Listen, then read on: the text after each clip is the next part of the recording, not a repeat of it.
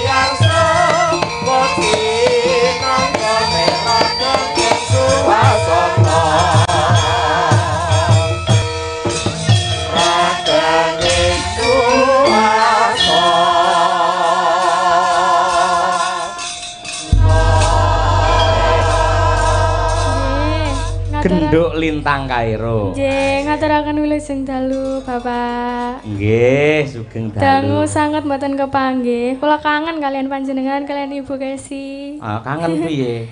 Maksudnya kangen piye? Napa? Lek sampean sik cilik muni kangen iki antarane bapak karo anak. Lek ngene iki kangen piye ngene kangen kasih sayang. Oh, nggih. Kangen diambungi ngono.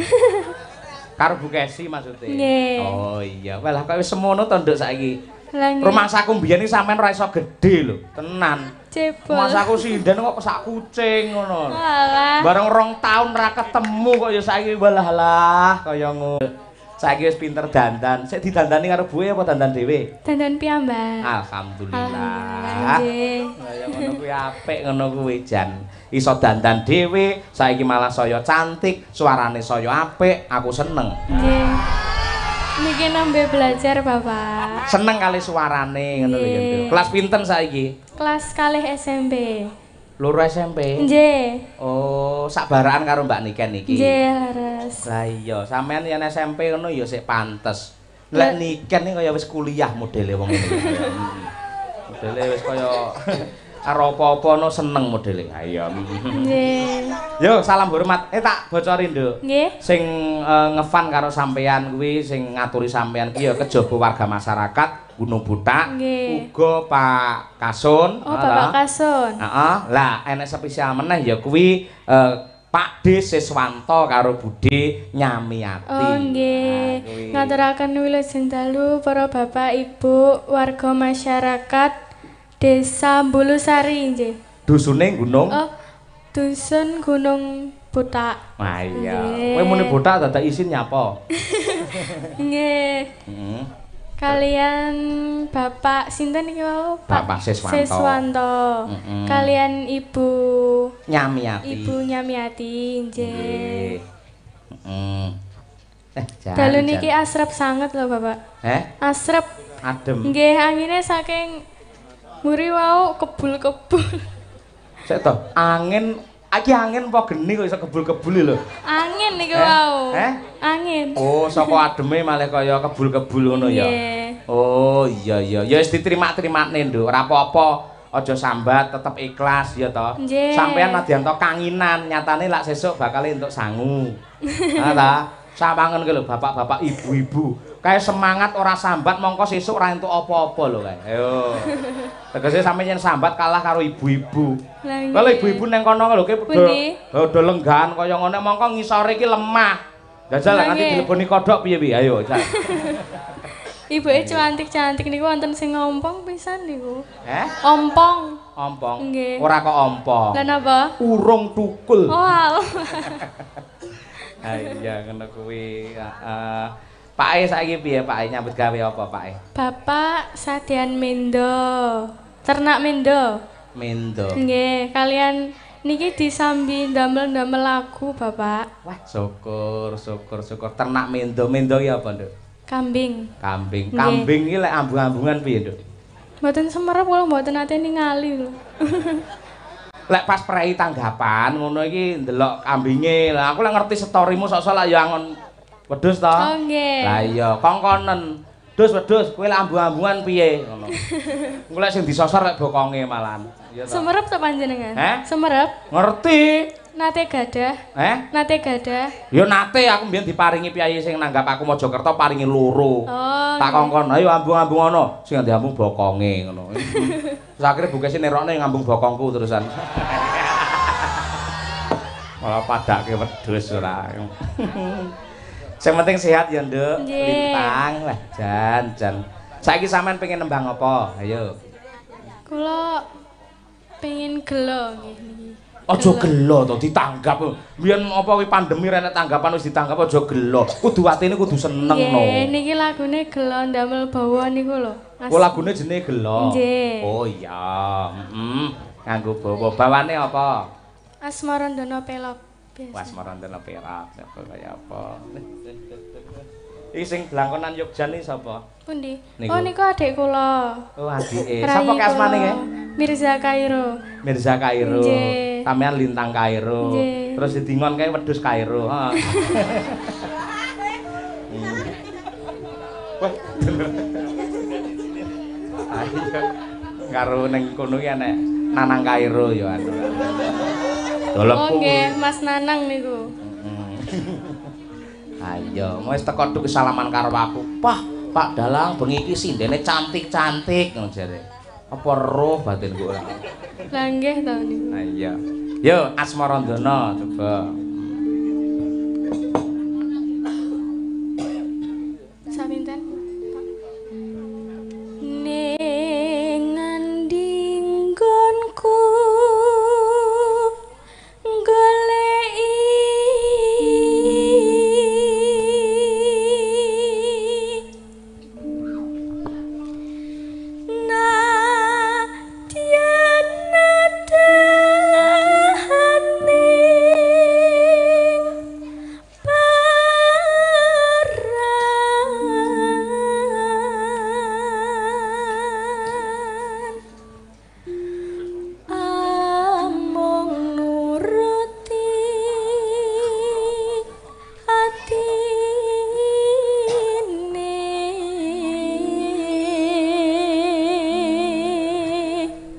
mau ki penontone ruwame nduk bareng sampe nembang langsung cep kabeh do gatekne karo suaramu. Nggih. Tegese pancen suaramu iki mempunyai energi yang kuat luar biasa. Nggih niki nembe belajar Bapak. Nggih ning nyatane sing nonton langsung sirep kok. Aja kok piyayi-piyayi kuwi. Kupu lho mau mabur meneng iki ngrungokne sampean lho iki.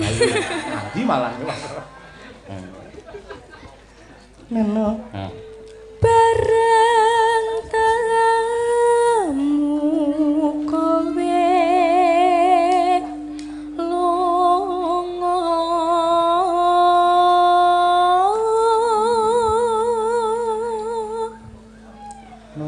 no apa pancen wis ra tresno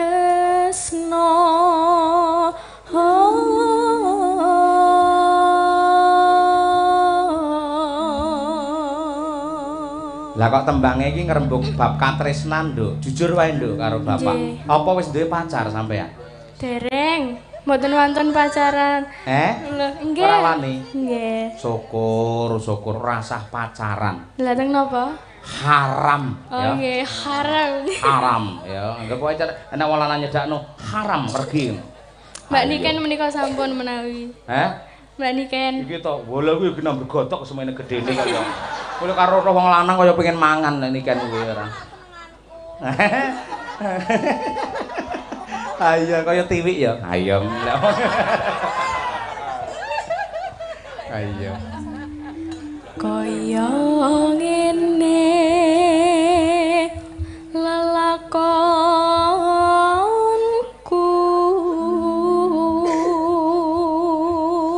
niru Bu Kesi lho.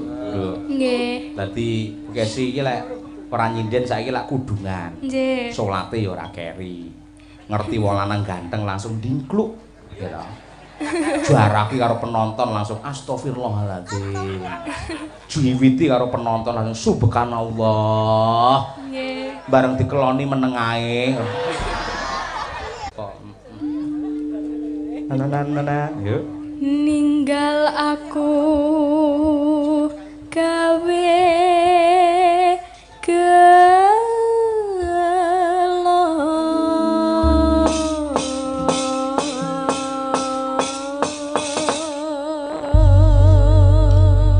Apik, Nduk. Iki apa iki? Bawane iki karyane sinten?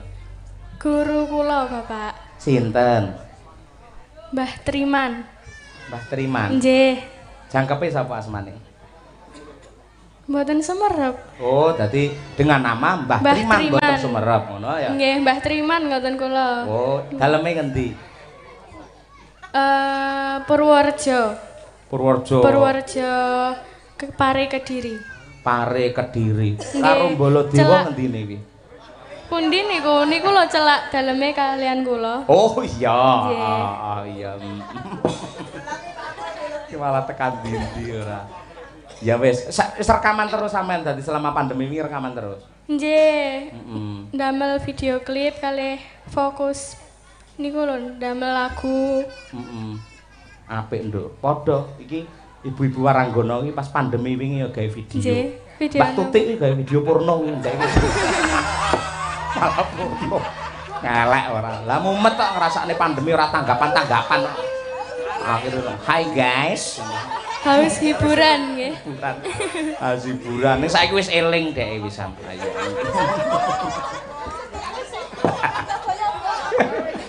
Lah iya. Sampeyan kudu tetep semangat, upamane ra tanggapan ya rekaman, gawe video klip ngono kuwi. Pangestunipun Bapak. Diupload nang YouTube ya toh? Nggih, leres. Pamane kok sampean sok wis ibu-ibu wis sepuh ngono iso ndelok nah wah jaman aku mbiyen kaya ngene iki. Dadi menabung karya-karyamu ke dalam dunia digital. Ngono ya? Nggih. Nggih, sip. Coba saiki gelo kaya apa? Yo. Ning endi nggonku goleki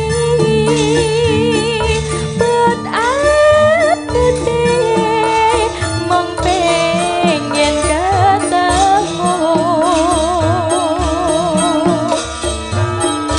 nadyan ado tak parani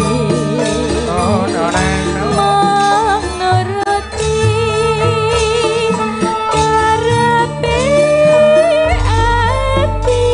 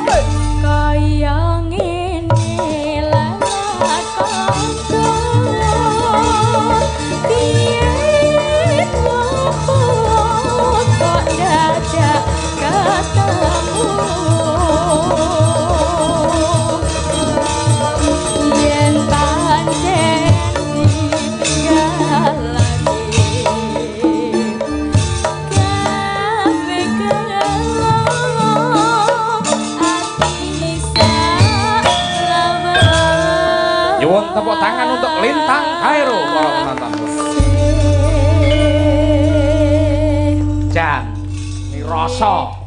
Ngerti sampean mie rasa iki? Mie rasa. Napa niku? Mie rasa ki ya yen dirasake kepenak. Oh nggih. Jadi sampai ke dalam. Nah, dari situ iso menyentuh terhadap hati para pendengar, para penonton, mergo saka apike sampean membawakan menjiwai karakter tembang gelo mau. Oh nggih, pangestunipun Bapak. Iya, apik nduk. Terus tekun belajar lho ya. Nggih. Sekolahe kudu pinter, nyindene kudu ada peningkatan. Nggih, siap. Aja mung apa nyindeni nggen lagu-lagu tok. Nggih. Ayak-ayak dibelajari ya. Nggih. Terus mulai teko kek sore ngono ngewangi ibu-ibu kuwi nyindeni patalon. Oh, ayak niku nggih. Mulai komplite ora no patalon diwiwiti saka gending cucur bawuk. Ya. Oh, gending cucur bawuk. Oh, jenenge kuwi pancen. Ngono kuwi. Ngono kuwi. Terus engko munggah neng apa ki jenenge Parianom, terus ladrange Srikaton, Sukma Ilang, ayak-ayak, terus rebek, sampak ora disindeni ya. Ngono kuwi. Men komplit ngono lho, Nduk. Aku percaya sampean ki duwe aura yang sangat luar biasa, mempunyai karismatik yang hebat, yang mempunyai daya tarik terhadap penonton. Lek kok tekuni tenanan wis to, sampean mesti dadi nun sewu sinden ora mung kondang, ning profesional dan sangat viral. Amin. Cucuk lho Nduk nyindeni timbangane derep ya toh. Napa niku? Lho, sampean derep ora ngerti to? Dereng. Masyaallah, takon karo ibu sesuk ya. Nggih. Bu, derep ki apa? Ngono ya. Lah tani. Sanes, tani. Yo gaweane petani ngono kuwi. Ki adikmu ki iso nembang, saged nembang? Saged. Ya le kene. Jan Mas Eno Nugroho iki. Ngene iki wae lho, sampe ngantuk-ngantuk, Bapak. Lah iya to mesake. Salim karo Om sik kene. Ngene. Karo Om nggih. Lah, kudus. Oh iya. Sinten mawon namine? Asalamualaikum. Cek. Mirza sinten? Ahmad Habibi alias Mirza Kairo. Mirza Kairo. Nggih. Sampeyan karo mbakmu padha ngangge Kairone sebabe apa? Lahire ning Kairo to sampean? Khairun niku kebaikan, Bapak. Nggih. Kairo niku kebaikan. Khairun ala khairun. Malah khairun ya. Nggih. Bapak ngerti negur inallahu ma'asabirin. Napa niku? Hah? Inallahu ma'asabirin. Nggih. Ngono kuwi. Kelas pinten Tole Mizar? Kelas kawan. Sekawan. SD nggih. Kawan SD. Hitung-hitung pun saged. Sunggal kalih jajah, ayo. Kula nggih handal lho. Hah? Hitung-hitungan uang. Wah, cilik kelas apa aja hitung-hitungan dhuwit ngono lho. Kowe nyemoni aku men tak nehi ngono to. Beres, ngono nembang sik ning ya. Misal hitungan setunggal kalih jajah. Setunggal kalih nggih kalih. Sing mulang sapa ngono kuwi? Wis kalih-kalih nggih kalih lho. Tambah-tambahan. Boten setunggal, kalih, tiga, sekawan, gangsal. Oh niku kula pun gampil niku. Gampil. Jajal aku pengen ro, jajal lek gampil. Halo. 1 2 3 4 5 6 7 8 9 10 11 12. Oh sik lek ngono kuwi iso kabeh bocah-bocah. Lek basa Jawa ki lho, krama ki lho. Oh nggih. Angel ta? Ayo setunggal iki pira? Setunggal. Iki pira? Kalih. Iki pira? 3. Iki pira? Sekawan. Kawan, iki pira? Gangsal. Iki pira? 6. Salah, iso 6 e piye? Gangsal langkung setunggal ya. Oh nggih. Elak Mizar. Arep nembang apa le? Asmarandono. Semarang. Wah, pilok meneh. Ya. Blangkone le pesen nang ngendi? Niki diparingi saking Jogja. Sinten sing maringi? Sinten niku? Nggih. Ki Chandra. Ki Chandra. Oh, Ki Chandra. Oh, nggih syukur. Mboten kagengen to niku? Nggih niku kegeden sakjane niku. Heeh, tak sawang koyo nyunggi takir ya ora. Kados helm proyek niku lek. Wah, malah mbake malah ngelokne wong proyek jare. Ora tetep luwes apik tenan. Heeh. Coba Mizar coba engko lek apik tenan engko mesti bakale mesti. Sekedap Bapak kula niki gadah bedhekan. Aja sing angel-angel lho ya. Oleh bapak ra iso izin lho ya. Iki gampil niki yo. Piye njajal? Panjenengan saged tulis napa nggih? Tulis apa? Limbukan tanpa A. Limbukan tanpa A. Nulis to. L I M B U A N. Yo ra iso no le. Mesti kudu nganggo A. Lek yo anu mah dadine limbuk tokno. Limbun malahan ora. Saged ora iso kudu nganggo A. Saged limbukan. Oh, piye? Tanpa A nggih ngoten. Piye maksudmu piye? Maksudmu piye? Limbukan tanpa A. Limbukan tanpa A. Tadi ditulis limbukan bar kuwi tanpa A. Oh iya, pinter kowe. Jos. Sampeyan ngerti kucing? Ngerti. Apa sebabnya kucing kae kok seneng balur? Nggih, pemakan daging. Tidak. Mergo enak. Napa? Mboten. Sanes. Aja kok kucing, mbakmu karo balur ya seneng kok ya. Ora perlu nakoki kucing ya, Nek. Setiap orang nggih. Orang apa orang? Orang. Orang, heeh. Nggih. Nggih, doyan niku. Heeh, sampeyan ya doyan. Nggih. Lah iya mulo sampeyan ya doyan ngono. Enek bedhek aneh ra liyane? Nggih. Apa neh? Panjenengan semerep mboten Apa? sing kartun-kartun iki lho, Bang sapa niku lho? Bang sapa? Lah nggih, sapa jarwo? Heeh. Bang sapa niku namine sinten? Lah sapa kok malah takon aku ki piye? Lah nggih, Bang sapa niku namine sinten? Lah ya jenenge Bang sapa? Heeh to. Lah. Pripun ta panjenengan? Lah piye to? Bang sapa? Bang sapa niku namine sinten? Ya aku ora aruh jenenge ya sapa kuwi to sak ngertiku. Lah munggumu sapa? Nggih sapa? Bang Piye to? sapa? Adikmu piye to iki? Niku namine kan sapa nggih. Heeh. Dadose nek umpami ditangketaken balik tetep sapa to panggane. Oh, alah mergo jenenge sapa? Wis saiki ngomongne Bang to. Bang apa sing mambu? Ayo. Arto. Duk, ngawur so Arto iki piye to iki? Bang sapa? Duk. Bang Tut. Ayo, mambu ora? Nggih. Nggih, heeh. Bang apa sing diwedeni sopir? Napa nggih? Bang Jo. Ha ngono kuwi disinau ngono ora. Nggih. Bang apa sing ngantukan? Napa nggih? Kuwi jenenge Bang Imam, ya. Pundi piyantune? Pundi? Piyantune. Oh, piyayune anu lembe umroh nggih. Oh. Ya saiki nembang coba misal. Ayo Asmaron Dana. Monggo ting-tingan. Niki kadung tresno nggih. Napa? Kadung tresno. Oh iya. Langgame kadang terus. Oh nggih, siap. Nano. Sinawang.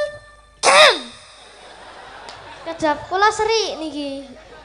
Malah kaya banci to, Le. Ngoten nggih.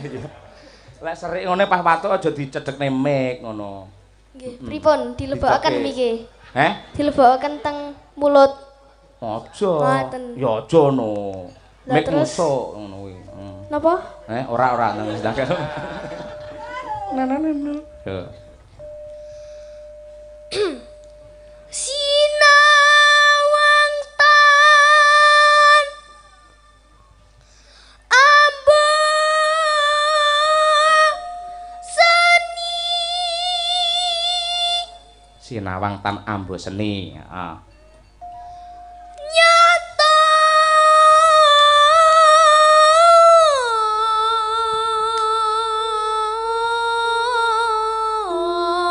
patut lanjat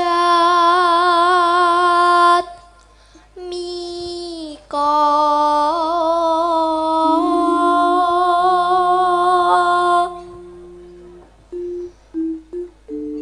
mencorong katon jane he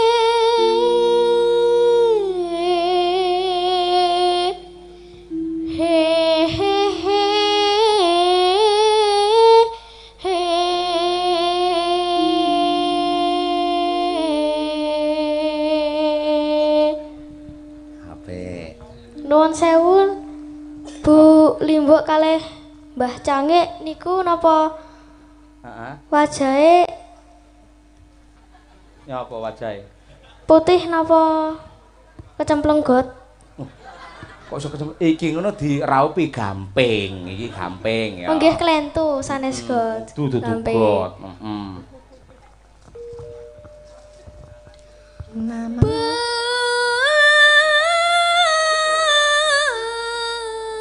bebasan kalingan argo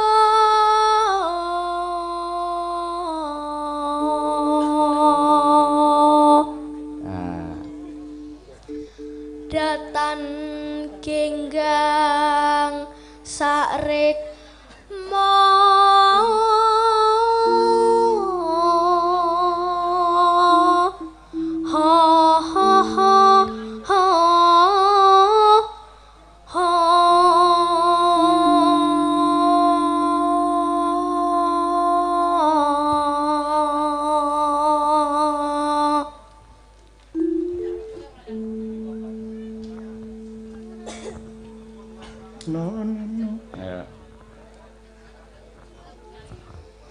jroning batin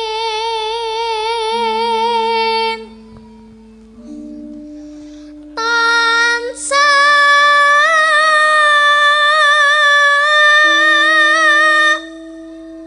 kuwur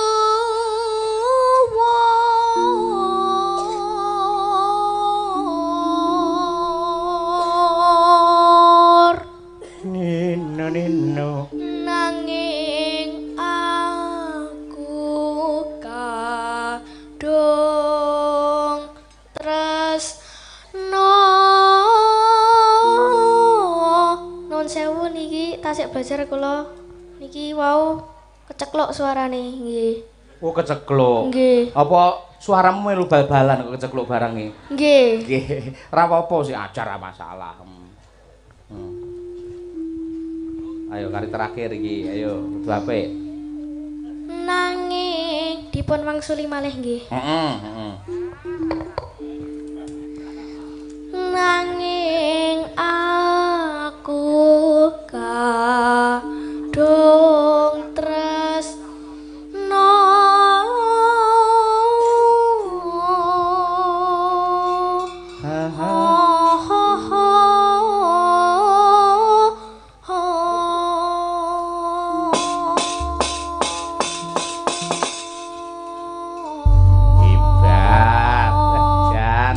papat SD lho kaya ngono kuwi ora generasi handal sampean iki. Urung karuan lho bocah SD wis iso kaya ngono le. Iki minangka tandha katresnane Om ning sampean ya. Nggo Om napa? Niku Om napa omplung nggih? Ora pareng karo Om ngono kuwi. Ora omplung jenenge Om cakep ya. Oh, nggih nggih. Ngono. Iki katresnan iki nya. Temen rene. Niki kali-kalihe napa? Iki pira? Niku balike wonten. Ora iki pira? 200. Karo dhuwit apal men kowe. Lah nggih ta kula kan pun jago. Oh iya, jago. Nya iki tampane. Pangestunipun. Heeh, wis belajar terus ya. Nggih. Heeh, bar iki bubuk ya. Ya. Nggih. Iki sing langgam ben Mbak Umi Hafifah. Ya kula saged langgame. Oh, sampean ya iso. Nggih. Oh, ya wis monggo, tak kira lek ora iso. Ya wis. 200 ya sak langgame ya Le ya. Nggih. Sing 100 bawa, sing 100 langgam. Oh ya. Dadosipun pas nggih. Pas, heeh. Malah susuk kuwi 120 kene. Susuk. Pundi susuke? Ora guyon-guyon. Ayo, Ugi diaturake marang Pak Lurah Bulusari karo kadangku Kasun Bulusari, Mas Purwanto Bagong. Wah iya kuwi kanca saangkatan kuwi. Kagem para masyarakat Bulusari. Nggih, ya. Ya coba kaya apa? Lamat wus katon tejane yen wong brangkaton macara aduh wirang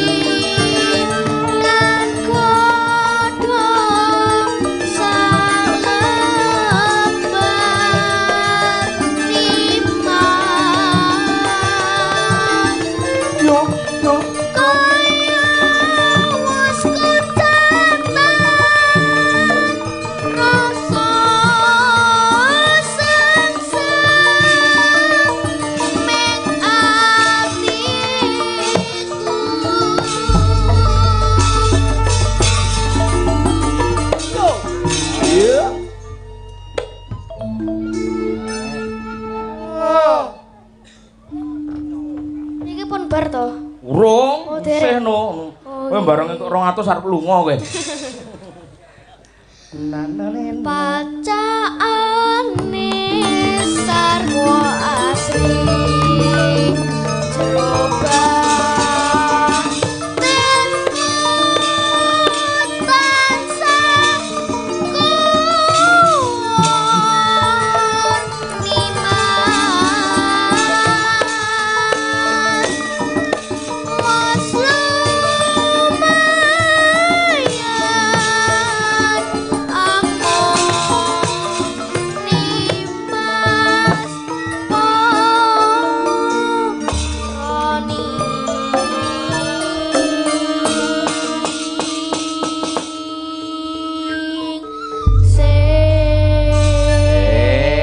pisan malih nyuwun tepuk tangan untuk Mizar luar biasa ya.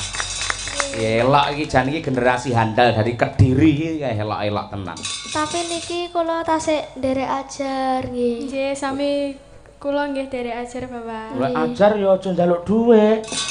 Balik lek ngono. Lah panjenengan ikhlas napa mboten? Lah jaremu sik ajar. Sampe nang sekolahan ajar ke malah bayar SPP, malah ora entuk dhuwit. Ngono. Lah ngoten pripun? Lah ngoten pripun? Ngoten pripun maksude? Sing panjenengan dawahken wau. Ora guyon. Oh, nggih. Mau nangis wedi aku malah ora. Ya wis lenggah tole matur nuwun. Ya nggih. Elak iki generasi handal iki. Ayo. Ya matur nuwun genduk lintang kok meneh. Ya, Iki ana pamundhut, ya diwaca dhisik.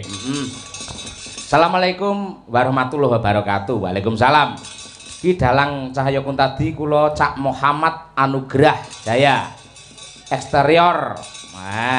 Warga Gunung Butak sing wonten Kalimantan Timur Samarinda nyuwun gending pepeling kalian caping gunung. Buat warga Gunung Butak semua, salam rahayu matur sembah nuwun. Ayo. Isih ana mak isih, iki isih. Mbak iki malah saka pepunden iki. Ya, mosok. Assalamualaikum warahmatullahi wabarakatuh. Waalaikumsalam. Mbak Kesi, Mas Cahya Kuntadi pripun pawartosipun? Mbak Kesi niki kula Pak Haji Muhammad Teguh Supriyanto, Pak Mantri. Lho iki. Oh iki Pace Nganjuk iki. Saking Jawa Pace. Nyuwun gending kutut manggung. Gending menika kagem sedaya para pamirsa, ugi pendengar radio, khususipun masyarakat Gunung Butak, umumipun masyarakat ing Bulusari. Mboten kesupen ucapan selamat hari ulang tahun RI yang ke-77. Semoga Republik Indonesia tetap jaya. Amin. Matur nuwun wassalam. Nggih, saking kula Pak Haji Teguh Supriyanto. Wah iya. Iki mau karo Ibu Mantri ya kepareng rawuh. Wis sawetara suwe ora ketemu, panjenengane le kangen karo Bu Kesi direwangi nganti rawuh rene. Wah iya. Matur nuwun Bapak Teguh. Pak Mantri. Iya. Saiki genti genduk. Nah, iki Niken Salindri dhisik. Ayo, kok kaya apa? Yen kutut manggung go pase yen goro-goro. Ayo, karo Pak Mantri Teguh men ngenteni. Ayo, Lah diaturke saiki ndakku kondur. Ayo. Coba Niken Salindri coba ya disupoti kanca-kanca ngangge cublak-cublak suweng. Ya, mangga Cok. Dados.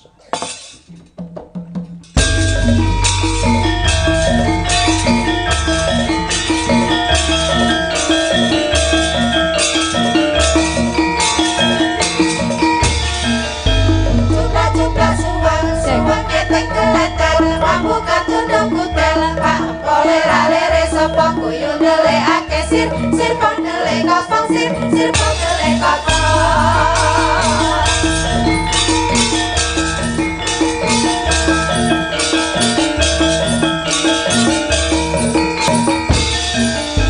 Cublak-cublak suweng, suweng ketek keleter, rambut katundung kutel, pak empole ralere sapa kuyu ndelekake sir, sir pondele kopong sir, sir pondele kopong sir, sir pondele kopong. Iki. Selamat malam Cahyu. Selamat malam Sugeng Dalu Bapak Cahya Kuntadi. kun tadi kun sasi. Nggih kersane apa agak-agak gaya ngoten. Ayo. Jare ibumu mau ngendika sampean rada lara. Tirose sinten? Ibumu. Ibu sinten? Yo, kowe sing nglareke kowe iki sapa? Oh, ibu kula ta. Lah teng mriki niku ibu kula wonten kalih, ibu kandung kalih ibu Kesi. Oh iya. Nggih, makane jenengan jelasne riyen. Oh, ibu kandung mau ngebel karo Bu Kesi. Niki kan nembe gerok, nembe watuk ngono. Oh, nggih, ndek wingi saking rumah sakit. Nih mboten napa-napa niki. Pun sehat wal afiat kok. Nggih, Bapak. Pokoke lek nderek jenengan niku semangat 45. Pada hari kemerdekaan ini harus mempunyai semangat yang tinggi. Jadi negeri kita semakin jaya dan kita juga semakin jaya. Ngoten lho, Pak. Amin. Amin. Niki acarane napa, Pak? Acarane bersih dusun. Bersih dusun. HUTRI. Nggih. Terus karo suran. Oh, acarane dadekne setunggal ngoten to? Telu dadi siji. Niki ngirit napa? Anjane pelit niki. Apa? Ngirit napa pelit? Lah kudune piye kudune yen Lah kudune suran dhewe, kemerdekaan dhewe. Oh, suran yo wayangan dhewe, kemerdekaan wayangan dhewe.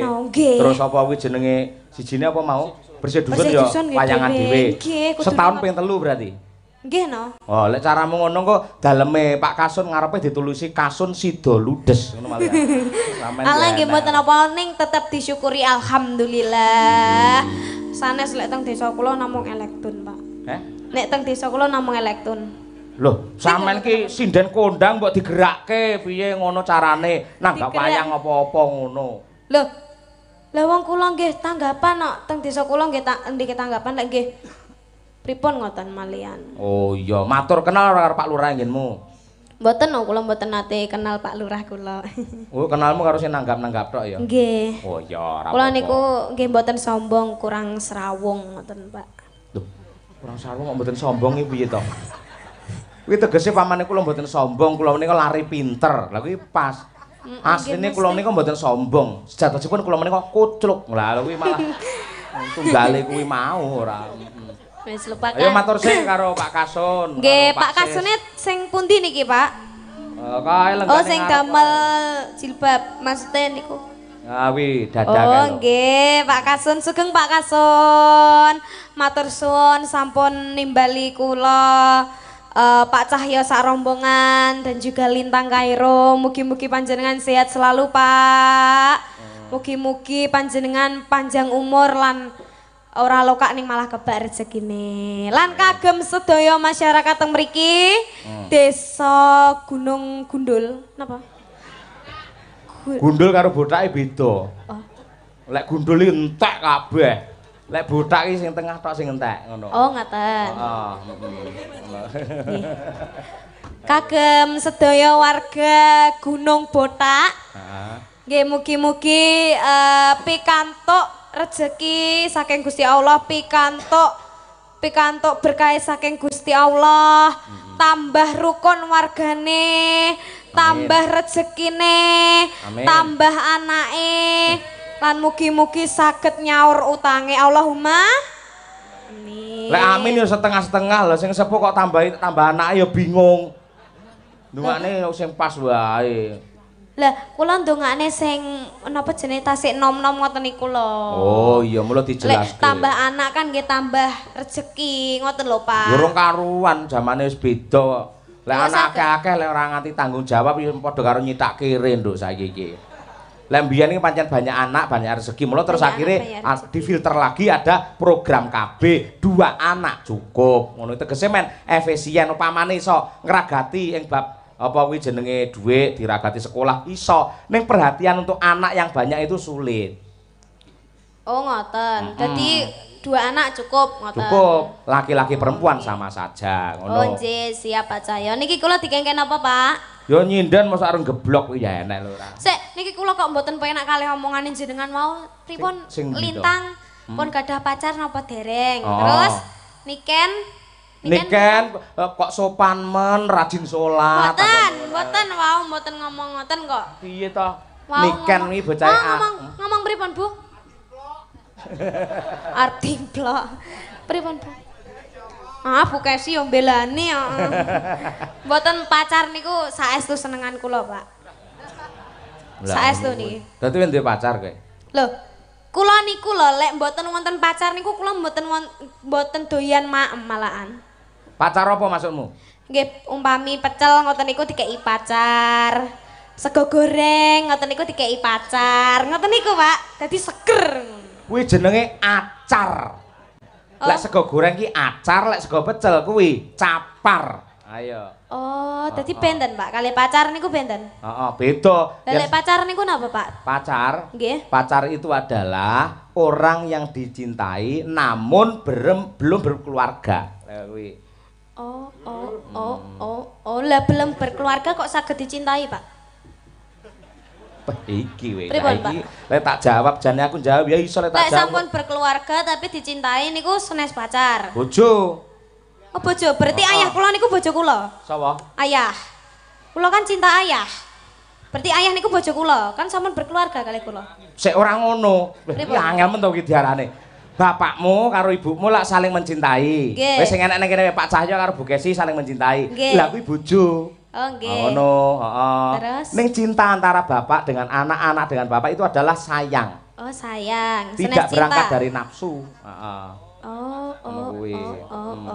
Mudeng. Lek pacar napa, Pak? Lek pacar pripun? Piye to iki? Pacar kuwi wong lanang gandeng karo wong wedok, ngono kuwi ning urung berumah tangga. Oh, ngoten tasik kenalan TTM. TTM apa? Teman tapi dekat. Kowe ngerti singkatan apa ora to? TTM teman tapi dekat lho. Teman tapi mesra nggih. Ngapunten kami serontolen iki. Iya. Sing penting sekolah lho, Nduk ya. Nggih, Pak. Lek ngevlog nang IG aja nesu-nesu ngono ya. Mboten, Pak. Iya, harus nesu-nesu aku melu tratapan nyapa cah iki ora. Saiki ana pamundhut Caping Gunung ngaturno, Nduk. Ayo. Siap. Caping Gunung dening Mbak Niken Salindri. Pancen karaktere beda, yen lintangi alus. Yen Niken iki pancen ya cara sego pecel ya pedes kae. Kula niku alus, Pak, asline. Asline ya, Nduk. Nggih. Lek pas turu niku alus kula. Mboten saged nesu-nesu, nggih mboten mencak-mencak ngoten niku. Heeh, bener. Ya saiki nembang lek ngono, yo. Caping Gunung. Dijenglengne ya, Nduk. Dijembeng, Pak. Jenggleng, peh bocah iki. Wah, iki mari tratapan ora.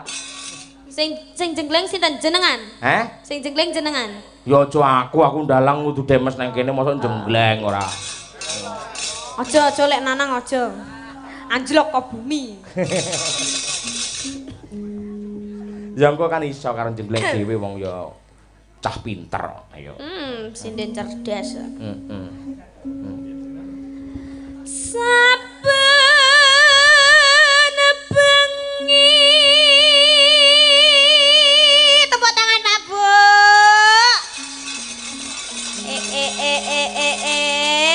Dek mau lintang kompak, bareng aku gak kompak. Lho ngono sing meresapi sik, ngrasake suarane kaya apa. Mula anggere teko titik wis rasa kok perintah mesti tepuk tangan. Ayo. Dadi sampeyan ora perlu tepuk tangan anak-anak kaya guru TK sampeyan malah. Yo.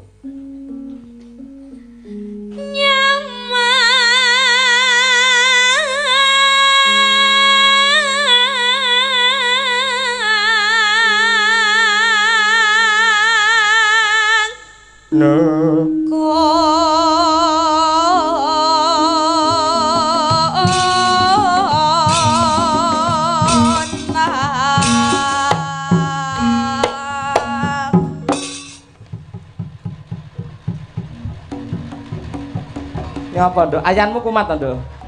Niki badhe mencolot, Pak. Biasane lek jenggleng niku kudu ancang-ancang, Pak. Oh, betul.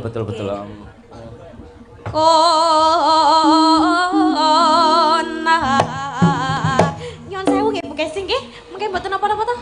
Sik. Oh, nggih, Bu Kesi siap. Niki saestu mboten napa-napa to kula. Ora apa-apa, bebas iki. Siap. Sak dhuwur-dhuwurmu. Ndang. Niki jarake pirang meter niki, Pak? Saestu. Oh, nggih, siap.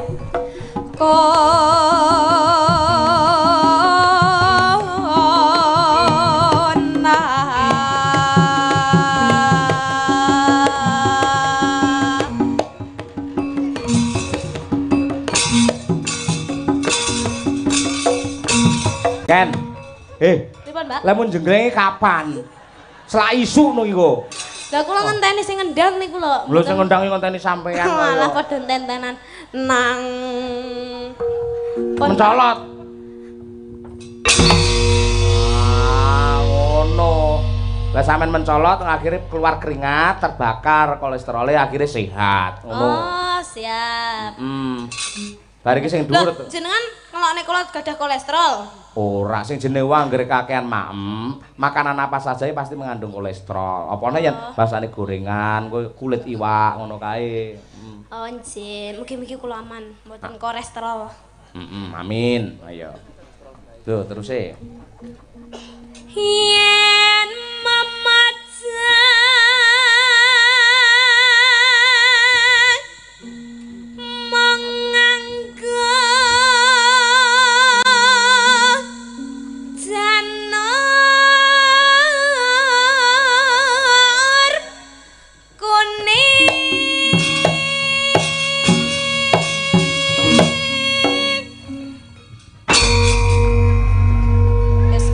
Jos, kuwi jenenge totalitas sing ngono kuwi. Oh, totalitas tanpa batas ning ya sikil ya. Mugi enek apane ta ya? Ora apa-apa, Nduk. Lek enek keseliomu tak tambakne ora apa-apa. Ah, mboten apa-apa, wonten tambane biasane nggih. Apa ya? Heeh, wis to aja meng anjlok nang isor, kok nang kali barang ya, Nduk ya. Gampang. Niki mengke lek sampe kok gunung botak niku kula anjlok niku lek sansaya sip. Oh, aja anjlok nang gunung mandul kondakan. Ayo. Kula tang ngisor mawon nggih, Pak. Aja nang kene, aja nang isor. Soalnya tang dhuwur niku mboten penak lho, Pak. Penak. Kula mboten penak kali Bukesi. Penak wis tak jaluk ning ngapura. Nuwun sewu, Bu, ngono Nuwun sewu nggih, Bu. Wah, Nanang cemburu Nanang.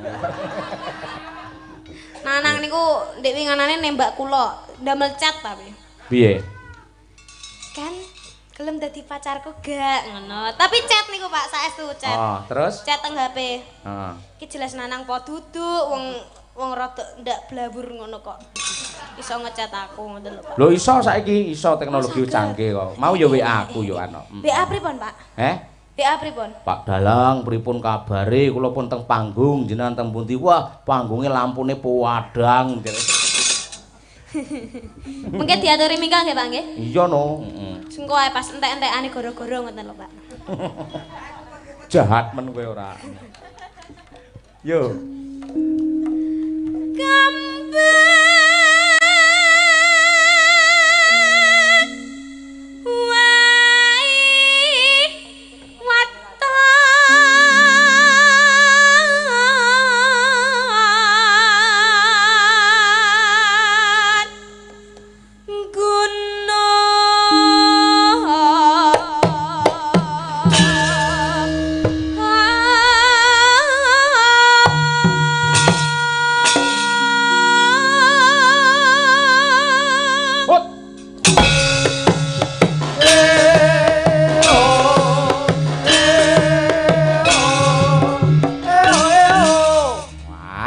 Jogete apik, suarane bantas. Ayo wis komplit cah iki. Yo dipalarke ya, Ken. Nggih. Ya.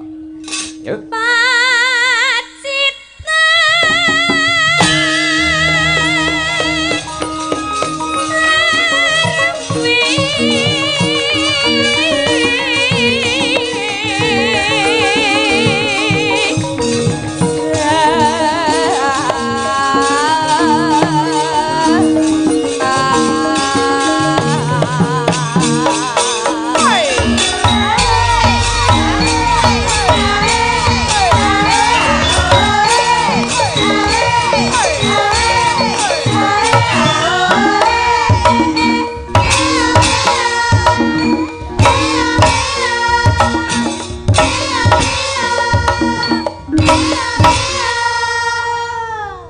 Luwes kaya ngono to Ken.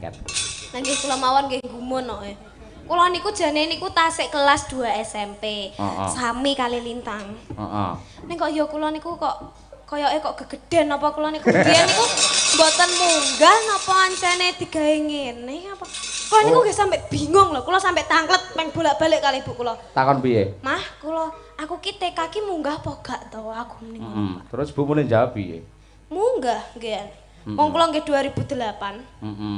Tapi kok gegeden ngene to, Pak? Ora, masalahe aku ya takok karo ibumu. Nika niken kok iso gowedhi men pripun to, Bu? Lah pripun? Mosok dina lek mangan ping 10 kok. Mboten, Pak, ketoke nganu, Pak. Napa? Kesuwen teng jero kandungan gitu ya, Pak. Lah kowe pirang taun? Ketoke mayahe metu 2005 ning mamah kula niku tasik mboten pengen ngetokne kula. Heeh. Dadi malah diundur 2008 ngoten malih. Oh, ya akhirnya awakmu kerasan ning jero ora gelem metu-metu terus digetak bapakmu. Ayo kan ndang metu gentenan karo aku. Gentenan Mas Bapak. Loh, kok saged? Kok saged gentenan kali bapak niku pripun? Tegese engko lek sampean metu to terus digendong karo bapakmu. Kuwi lek sing gendong ngekep lek ibumu terus mergo ning kandungan. Lek metu kan digendong pakmu gendi. Lho maksude. Siap. Wis apusi ae ngono.